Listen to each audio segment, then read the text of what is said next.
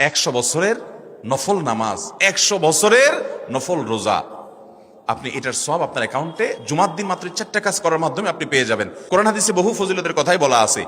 এত বিপুল পরিমাণে, এত অধিক পরিমাণে সওয়াবের কথা যে কারো বাসা থেকে অনেকের আছে যেতে 500 স্টেপ পড়বে। 500 স্টেপ পড়লে কতটুকু হয়? সামান্য একটু জায়গা যেতে 500 কদম হয়ে যায়।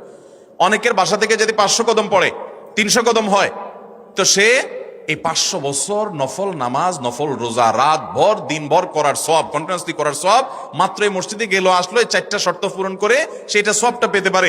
যদি সপ্তাহে 4 জমা হয় তাহলে 4 বার, 500 করে যদি হলো 2000 বছর, এভাবে তার আমল আমাদের সবের পাহাড় সে জমা করতে পারে শুক্রবারের ছোট্ট আমলটার মাধ্যমে। 1 নম্বর গেছে বেশি বেশি দুরূদ পাঠ করা, 2 নম্বর হলো জুমার দিনে ফজর নামাজ জামাতের সাথে পুরুষরা পড়া, 3 নম্বর হলো সূরা কাহাফ পড়া, তেলাওয়াত করা, আর 4 নম্বর হলো এই 4 শর্ত পূরণ করে মসজিদে আগে আগে গিয়ে সুন্দর করে খুতবা শুনে চলে আসা। কোনো কথাবার্তা, খুতবা চলাকালীন সময় কোনো কথাবার্তা, অনর্থক কাজ